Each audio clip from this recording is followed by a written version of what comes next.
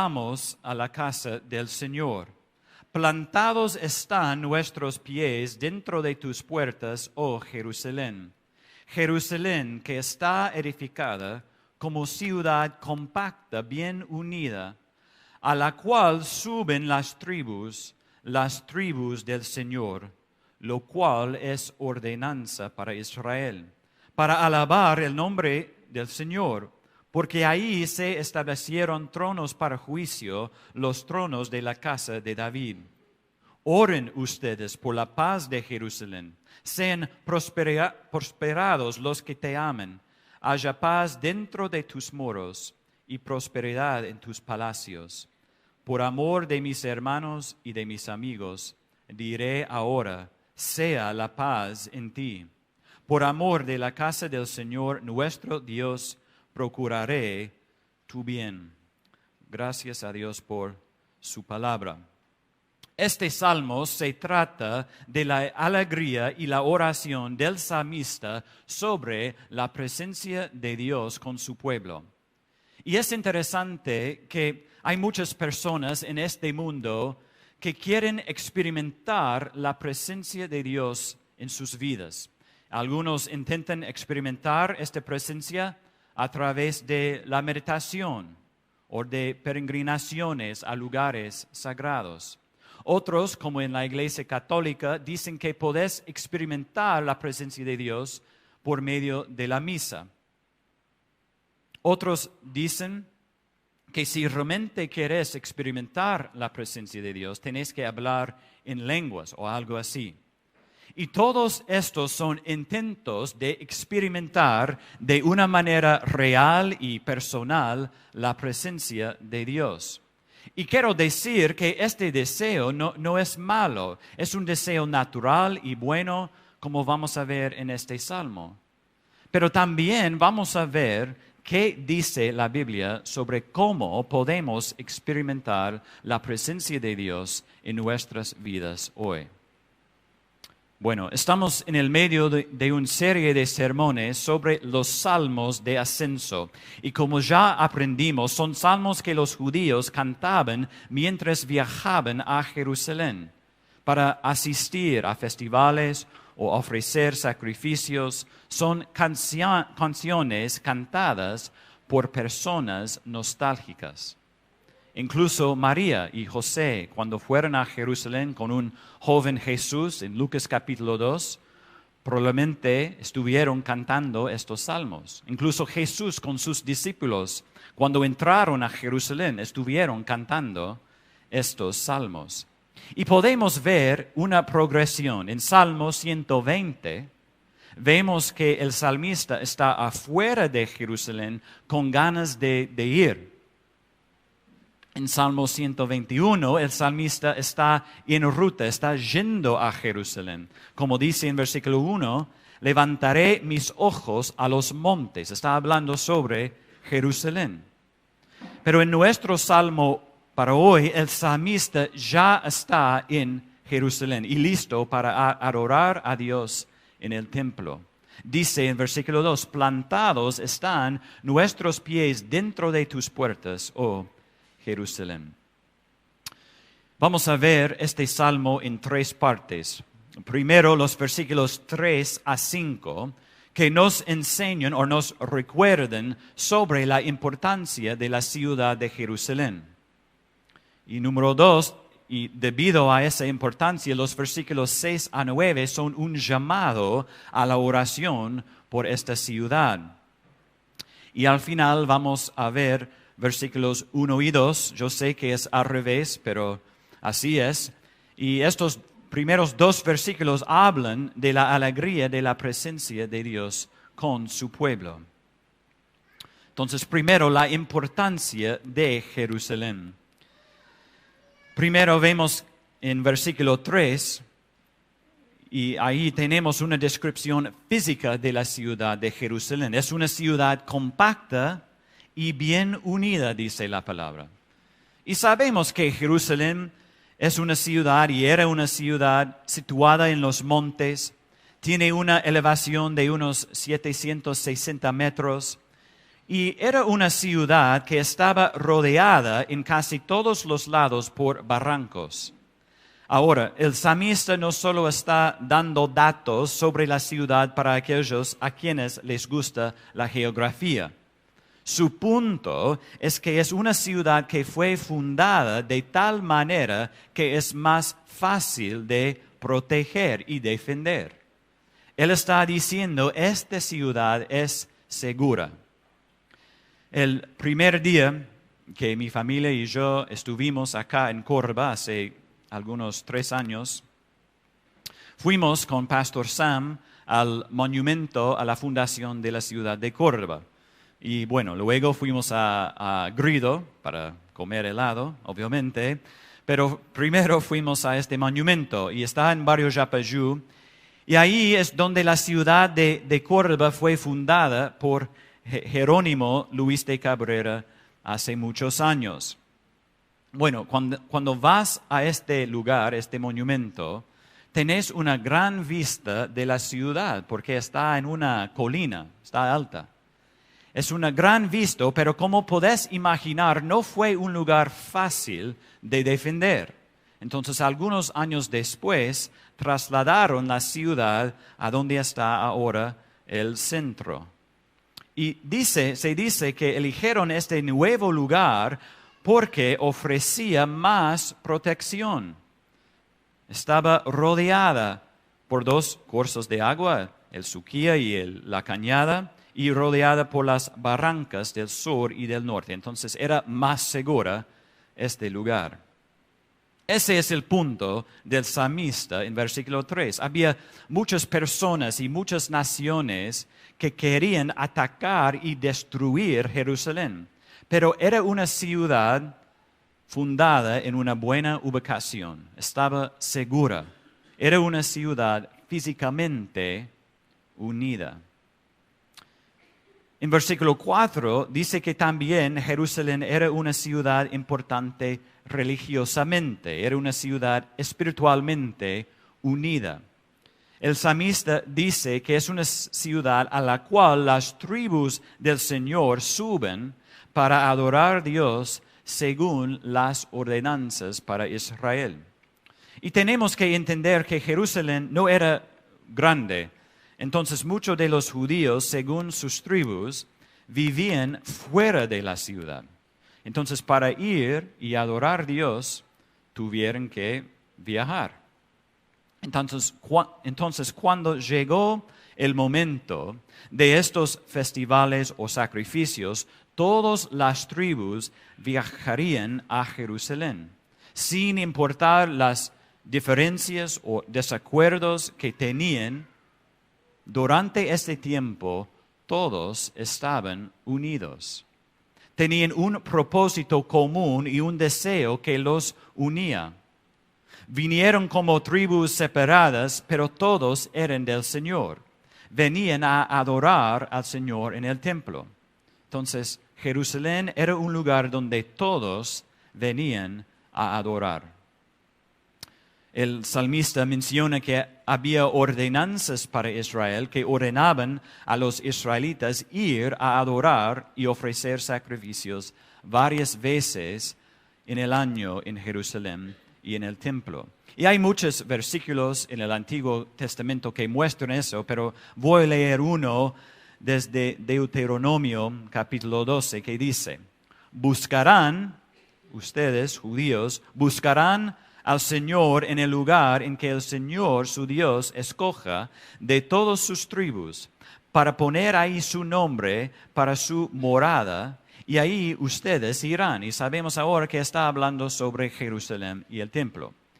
Y dice, ahí llevarán sus holocaustos, sus sacrificios, sus diezmos, la contribución de su mano, sus ofrendas votivas, sus ofrendas voluntarias y el primogénito de sus vacas y de sus ovejas. Allí también ustedes y sus familias comerán en presencia del Señor su Dios.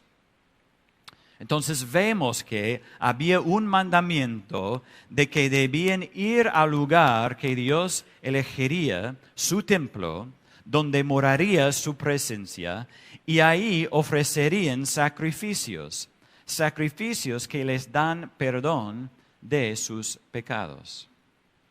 Así que el salmista se está refiriendo a estos mandamientos. Jerusalén era un lugar físicamente unido y seguro, pero también era muy importante espiritualmente para los judíos. Ahí ofrecieron sacrificios y adoraron en presencia de Dios. Pero finalmente vemos en versículo 5 que Jerusalén era una ciudad políticamente importante. Cuando David se convirtió en rey de Israel, hizo de Jerusalén la capital. Y esta fue una idea políticamente sabia de su parte. Antes de eso había dos reinos opuestos, uno en el norte, otro en el sur, y Jerusalén era considerada un punto medio neutral. Así que elegir Jerusalén ayudó a traer paz y unidad a esta nueva nación. David también construyó una casa real allí y trajo el arca del pacto a Jerusalén y quería construir una casa para Dios, pero sabemos que ese sería el trabajo de Salomón. Pero fue en este momento cuando Dios hizo un pacto con David. Un pacto que alguien de su familia, de la familia de David, reinaría en el trono para siempre. Y creo que a ese se refiere el salmista en versículo 5. Y parte de ser un rey era dar juicios, ser un juez justo. Y cuando los reyes de Israel tomaron en serio esta responsabilidad y dieron juicios justos, la ciudad y la nación fueron bendecidas por Dios y prosperaron.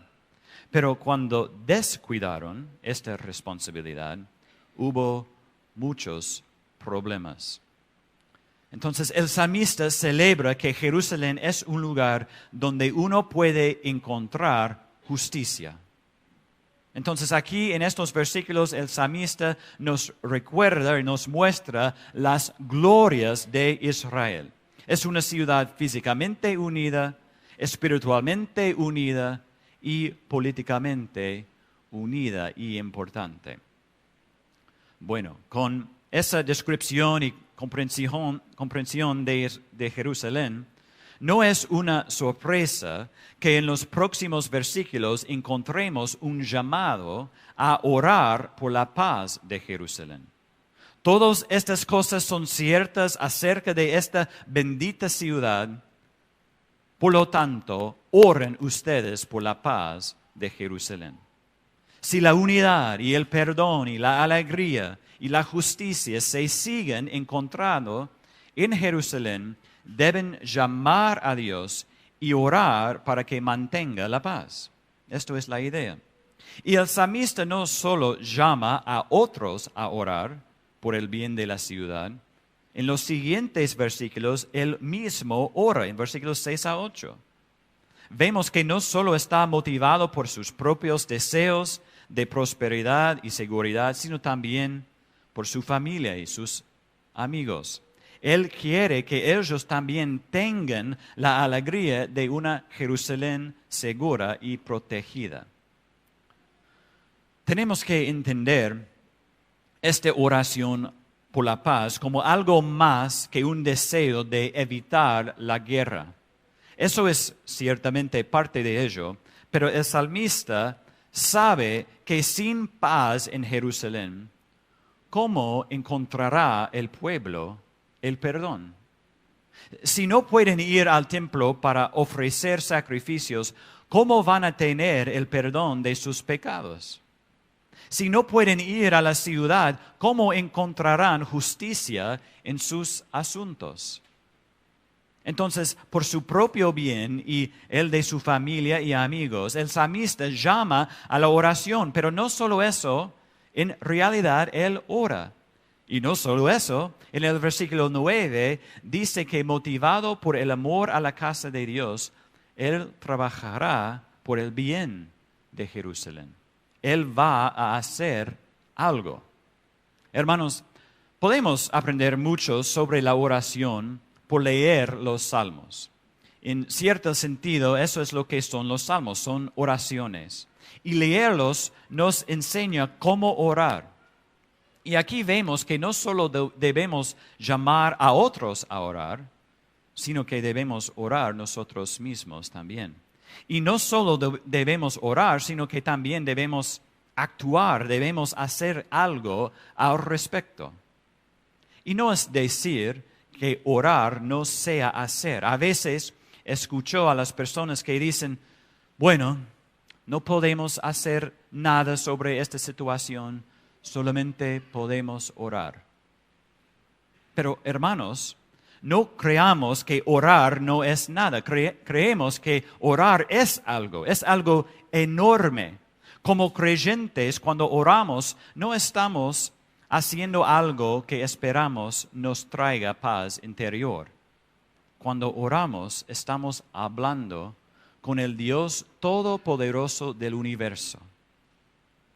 Y Él ama escuchar y responder a nuestras oraciones. Y Él tiene el poder de responder a nuestras oraciones. En este momento yo tengo 2 amigos, hermanos en Cristo, que están pasando por un momento difícil y hay un gran desacuerdo entre ellos y está afectando no solo a ellos, pero también a su iglesia y el testimonio de su iglesia. Y a veces pienso, ojalá que pudiera hacer algo sobre esta situación. Pero yo puedo hacer algo, ¿no? Yo puedo orar a ese Dios todopoderoso para que traiga perdón y reconciliación entre estos hermanos. Y Dios puede hacerlo. Tal vez hay una situación en tu vida en este momento y estás pensando, ojalá que pudiera hacer algo al respecto. Podés orar a nuestro poderoso Dios. Él puede hacerlo y Él quiere hacerlo. El salmista en este salmo no está pidiendo tontamente o ciegamente oraciones por la paz. Él sabe que cuando oramos estamos orando al único que puede traer la verdadera paz. El salmista nos recuerda en este salmo de la importancia de Jerusalén, esta ciudad de alegría y paz y justicia. Y luego él hace un llamado para orar por la paz y seguridad de la ciudad. Y luego él ora. Ahora vamos al principio de este salmo para ver por qué el salmista tiene tanta alegría. Si conoces un versículo de este salmo, probablemente sea el versículo 1 o quizás versículo 6, pero yo creo que el versículo 1 es más conocido. Y tal vez hayas escuchado este versículo un domingo cuando la gente se está preparando para ir a la iglesia y dicen, me alegré cuando me dijeron, vamos a la casa del Señor, como la casa del Señor es la iglesia. Pero debemos tener cuidado al decir eso. Yo sé lo que quieren decir cuando dicen eso, pero el salmista ciertamente y claramente está hablando de ir al templo. Y no podemos simplemente reemplazar el templo con la iglesia cada vez que lo encontramos en el Antiguo Testamento ni en el Nuevo Testamento. Hacerlo nos dará una teología un poco loca, quizás mucha loca. Entonces tenemos que tener cuidado y tenemos que preguntarnos cuál fue el significado del templo para el salmista y dónde está ese significado para nosotros hoy en día. El salmista, al llegar a Jerusalén, está lleno de alegría. Y creo que este es más que una alegría de haber llegado a su destino porque estaba cansado. ¿Conocen esa sensación cuando han estado trabajando por todo el día y finalmente llega o termina el día y alguien dice, vamos a casa? Gloria a Dios, por fin, ¿sí? Nos alegra. Pero no creo que el salmista exprese alegría porque finalmente descansa después de un día largo. Su alegría se basa en lo que significa la casa del Señor, el templo. Es el templo de Dios. Y en el templo hay un lugar llamado el lugar santísimo. Ahí es donde Dios vendría y moraría con su pueblo. Fue ahí donde estaba la presencia de Dios. Eso no significa que Dios estuvo o esté limitado a un solo espacio. Creemos que Dios está en todos los espacios, pero podríamos decir que la presencia de Dios estaba especialmente con su pueblo en el arca, en el lugar santísimo, en el templo. Era un lugar donde el cielo y la tierra se encontraban. Entonces la alegría del salmista es más que simplemente estar cansado después de un largo día o estar emocionado de ver el edificio del templo. No, está lleno de alegría porque va al lugar donde está la presencia de Dios. Como la gente de hoy, él deseaba experimentar la presencia de Dios. Y en el templo, ahí es donde está Dios. Pero había otra cosa que motivó su alegría, porque como ya discutimos, la razón por la que la gente tuvo que ir a Jerusalén y al templo fue para ofrecer sacrificios. Y muchos de estos sacrificios tenían que ver con el perdón de los pecados. Estos sacrificios fueron hechos como expiación por sus pecados. Entonces, el salmista no solo se regocija porque va a donde está la presencia de Dios, está lleno de alegría porque ahí él puede encontrar perdón de sus pecados. Se alegró porque ahí está la presencia de Dios, ahí hay perdón. Entonces, si queremos pensar en cómo esto puede ser cierto para nosotros, o cómo podemos cantar este versículo, este salmo juntos, tenemos que pensar en dónde encontramos la presencia de Dios y el perdón hoy. Bueno, cuando leemos el Evangelio de Juan, y capítulo 1 en particular, tenemos una gran descripción de Jesús. Y el punto principal de este capítulo es que Jesús es Dios. Jesús es Dios mismo. En versículo 14 de Juan capítulo 1 dice que el Verbo, Jesús, se hizo carne y habitó entre nosotros. Esta palabra habitó significa que Dios en Jesús levantó su carpa entre nosotros. Si pudiera inventar una nueva palabra, algo que yo hago todos los días, pero si pudiera realmente inventar una nueva palabra, podríamos decir que Jesús tabernaculizó, no voy a decirlo de nuevo, pero Jesús tabernaculizó entre nosotros. Juan usa esta palabra o esta idea con propósito. Está diciendo que ahora Jesús es el templo. Jesús es el templo. Con Él encontramos acá en la tierra la presencia de Dios porque Él es Dios. Luego en capítulo 2 de Juan leemos la historia de cómo Jesús entra al templo y encuentra a los cambistas y los echó afuera. Y los judíos le preguntan qué hizo, y Jesús les dice, destruyen este templo y en 3 días lo levantaré. ¿Qué significa? Bueno, gracias a Dios, después de esto Juan comenta sobre ese dicho y dice, pero él hablaba del templo de su cuerpo. Más adelante en Juan capítulo 4, Jesús está hablando con la mujer samaritana y hablan sobre la adoración.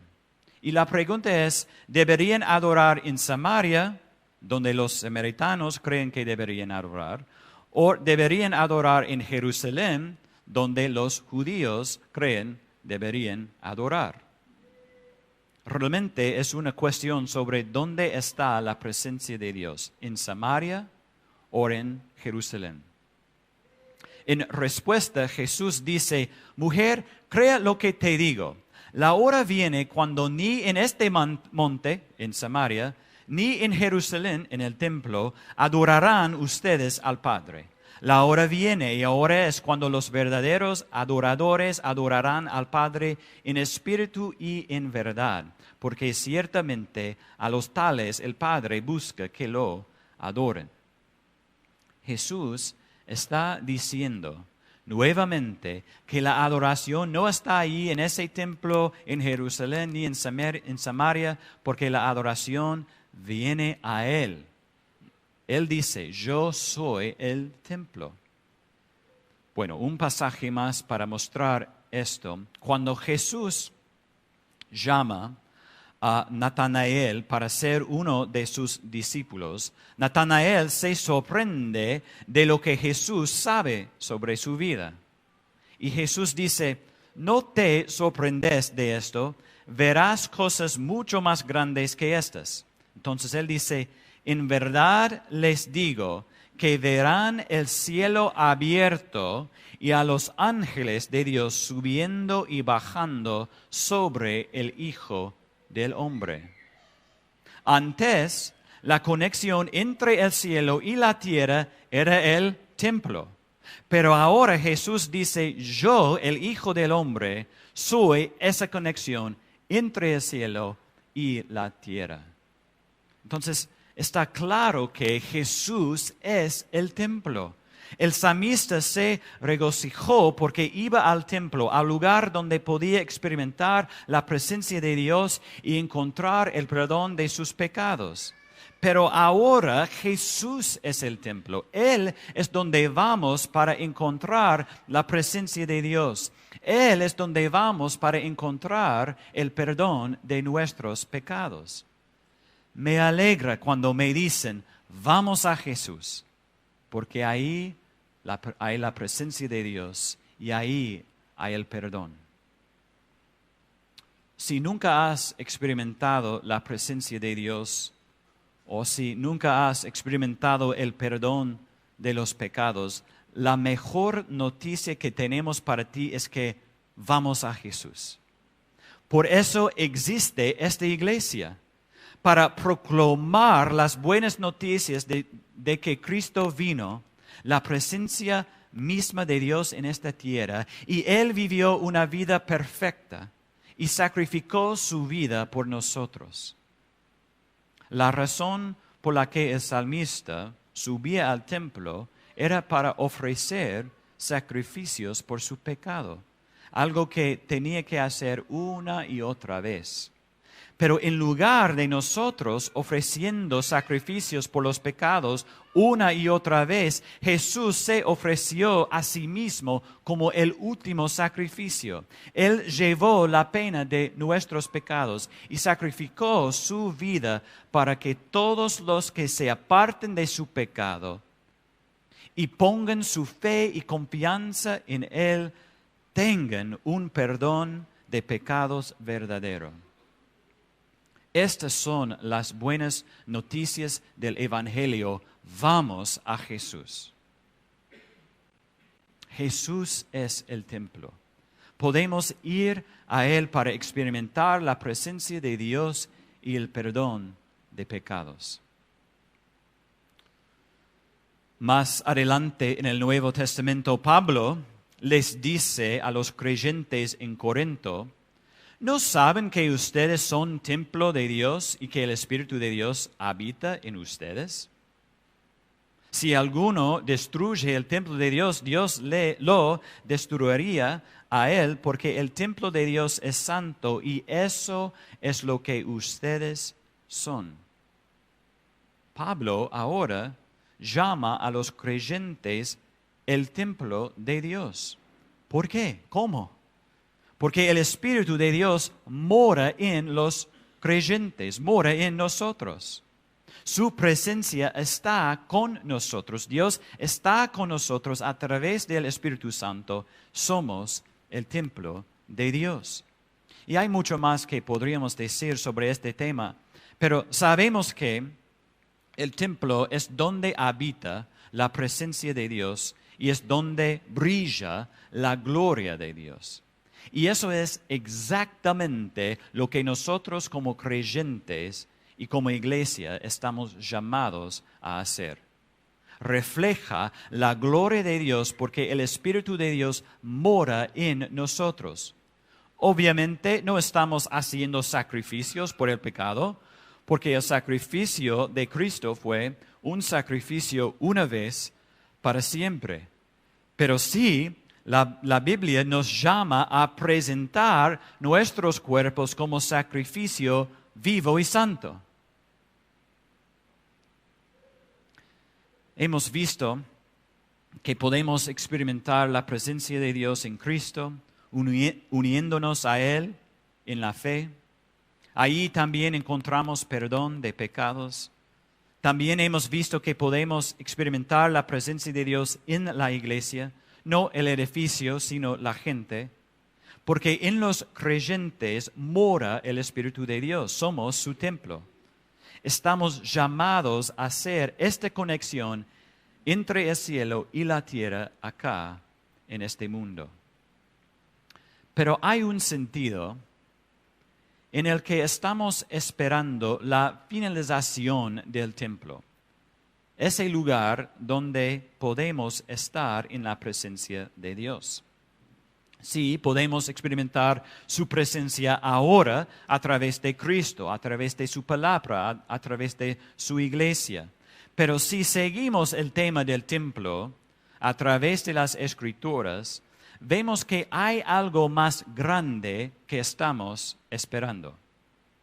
En Apocalipsis tenemos esta imagen del futuro. Y en un momento Juan ve que la nueva Jerusalén sale del cielo. Y una voz dice, el tabernáculo de Dios está entre los hombres.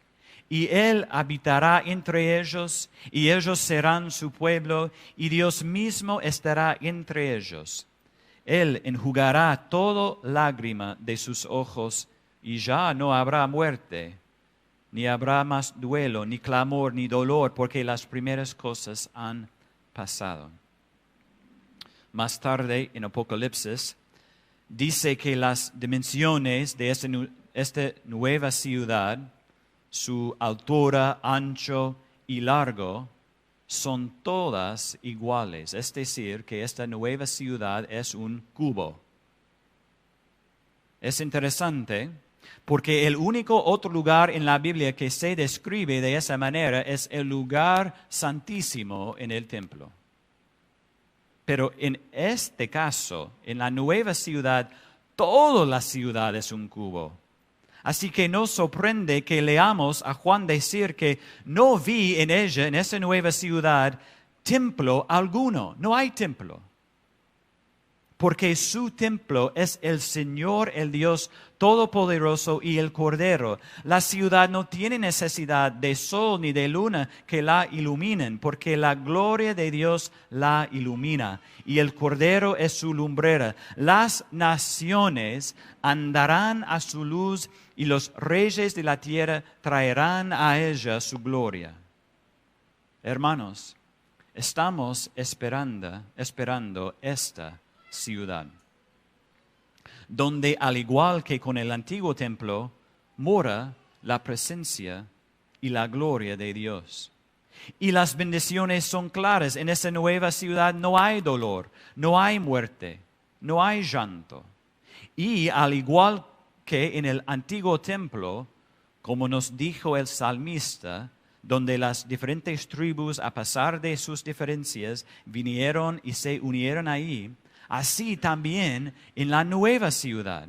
No es solo para las tribus de una nación, no, en la nueva ciudad, personas de todas las naciones, tribus y pueblos vendrán a adorar. Nos alegraremos para siempre en la presencia de nuestro Dios. Para concluir, yo quiero dar dos implicaciones. Ciertamente hay muchas implicaciones, pero quiero dar dos. Uno, vamos a Cristo. Hermanos, vamos a Cristo. Nuestra única esperanza en este mundo es Cristo. Él es el único lugar donde podemos encontrar perdón de nuestros pecados. No hay otra forma. No hay cosas que podemos hacer. No hay lugares sagrados donde podemos ir. No hay cosas que podemos dejar de hacer para merecer este perdón. A veces pensamos que si podemos detener un cierto pecado por un tiempo, entonces Dios nos perdonará. Pero no funciona así. Vamos a Él para perdón y Él nos da la fuerza para luchar contra el pecado. Él es nuestra única esperanza en esta lucha con el perdón, con el pecado.